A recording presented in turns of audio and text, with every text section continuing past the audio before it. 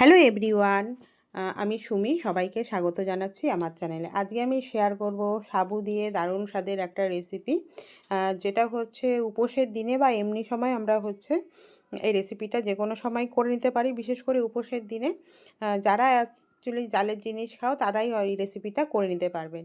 এবার হচ্ছে কড়াইতে আমি দিয়ে দিয়েছি ঘিটা গরম হয়ে গেলে এর মধ্যে অ্যাড করে দিলাম হচ্ছে এলাচ।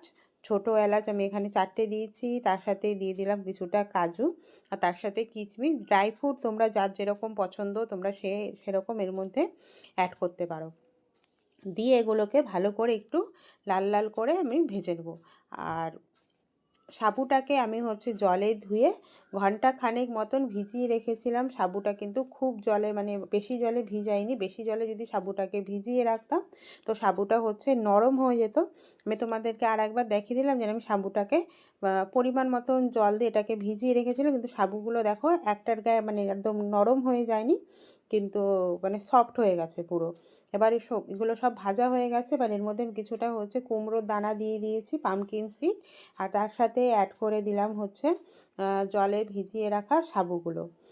এটা দেওয়ার সময় একটু খেয়াল রাখবে জলটা যেন একদম না থাকে সাবুর গায়ে, মানে ঝরঝরে থাকে সাবুটা, সেই পর্যায়ে সাবুগুলোকে এর মধ্যে অ্যাড করে দিতে হবে। দিয়ে হচ্ছে এগুলোকে একটু ভালো করে ঘিয়ের সাথে রোস্ট করে নিতে হবে। সাবু মাখা হচ্ছে অনেকে তোমরা সাবু মাখা তো খেয়েছো, কিন্তু যারা হচ্ছে যে জালের জিনিস খাও তারা কিন্তু সাবু দিয়ে, মানে জালের জিনিস বলতে আমি বলতে যাচ্ছি মানে গ্যাসে জ্বালানো যেই জিনিসটা, সেই জিনিসটা যারা খাও তারা কিন্তু এরকম করে সাবুর এই রেসিপিটা তোমরা বানিয়ে নিতে পারো। সামনেই হচ্ছে আমাদের নীল ষষ্ঠী, আর আমরা সবাই সন্তানের, বেশিরভাগ মারাই সন্তানের মঙ্গল কামনার জন্য এই নীল ষষ্ঠীর উপোসটা করি। তো সেই দিনের জন্য একদম পারফেক্ট রেসিপি। যারা হচ্ছে নিরামিষ, মানে নিরামিষ বলছি, জাল দিয়ে খেতে খাও যারা। আমি হচ্ছে আমার মা আমাকে কখনো জালের জিনিস খেতে দেয় না উপোস করে, তাই আমি হচ্ছে ওর জন্য আমার খাওয়া হয় না, কিন্তু আমি এই রেসিপিটা তোমাদের সাথে শেয়ার করলাম। তোমরা অবশ্যই বাড়িতে যারা জালের জিনিস খাও তোমরা বাড়িতে ট্রাই করে দেখো। আর এমনি সময়েও টিফিনে বা বিকালে স্ন্যাক্সেও খেতে পারো, বা মিষ্টি ডেজার্ট হিসাবেও এই রেসিপিটাকে তোমরা বাড়িতে একবার বানিয়ে দেখতে পারো। আশা করছি সবার খুব ভালো লাগবে, আর যদি ভালো লেগে থাকে তো রেসিপিটাকে অবশ্যই একটু শেয়ার করে দিও। এবার এর মধ্যে আমি দিয়ে দিলাম হচ্ছে চিনিটা তোমাদের টেস্ট অনুযায়ী দেবে, যে যেরকম মিষ্টি পছন্দ করো ওরকম চিনি এর মধ্যে অ্যাড করে দেবে। চিনিটাকে দিয়ে এটাকে এবার হচ্ছে ভালো করে চিনিটাকে মেল্ট হতে দেবো।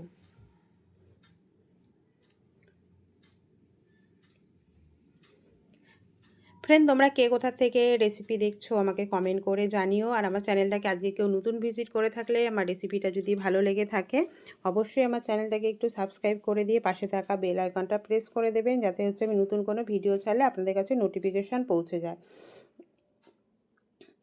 চিনিটা আমার ভালো করে মেল্ট হয়ে গেছে, আর আমি হচ্ছে একটা দিকে দুধ কিছুটা হচ্ছে জাফরান দিয়ে ভিজিয়ে রেখেছি, মানে কেশর দিয়ে সেই দুধটা ভিজিয়ে রেখেছিলাম। এবার কিছুটা পরিমাণে দুধ, খুব বেশি দুধ দেবো না, এটা হচ্ছে আমি একটু ঝরঝরে গামাখা টাইপের করব, ওর জন্য দুধের পরিমাণটা অল্প পরিমাণে দিয়ে এবার এটাকে ভালো করে ফুটিয়ে নেব। ভালো করে ফুটিয়ে নিলেই রেডি হয়ে যাবে আমাদের এই সাবু দিয়ে দারুণ স্বাদের রেসিপিটা। এই রেসিপিটা সাবুর হালুয়া বলতে পারো তোমরা। কেমন লাগলো অবশ্যই তোমরা কমেন্ট করে জানাবেন। আবার সবাইকে আরেকবার বলছি, চ্যানেলটাকে যদি নতুন ভিজিট করে থাকেন, রেসিপিটা যদি ভালো লেগে থাকে অবশ্যই আমার চ্যানেলটাকে একটু সাবস্ক্রাইব করে দিয়ে পাশে থাকা বেল আইকনটা প্রেস করে দেবেন, কারণ আপনাদের একটা সাবস্ক্রাইব আমাকে হচ্ছে, আর আপনাদের সুন্দর সুন্দর কমেন্ট আমাকে হচ্ছে রান্না করার আরও উৎসাহ বাড়িয়ে দেয়। তো অবশ্যই এটা একটু করে দেবেন। দেখুন আমার হচ্ছে এগুলো পুরোপুরি হয়ে গেছে, তো এগুলোকে আমি নামিয়ে সার্ভ করে নেবো।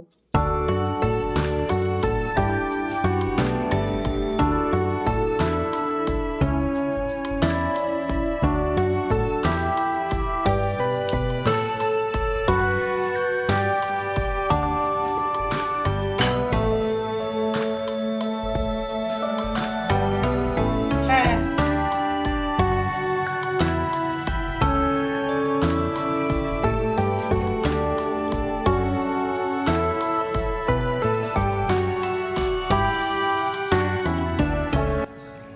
থ্যাংক ইউ সবাইকে অনেক অনেক ভালোবাসা। সবাই খুব ভালো থাকবেন, সুস্থ থাকবেন। আবার দেখা হবে আপনাদের সাথে নতুন কোনো একটা রেসিপি নিয়ে। আমি উপর থেকে কিছুটা পেস্তা আর কিছুটা হচ্ছে কুমড়োর দানা দিয়ে এটাকে পরিবেশন করেছিলাম।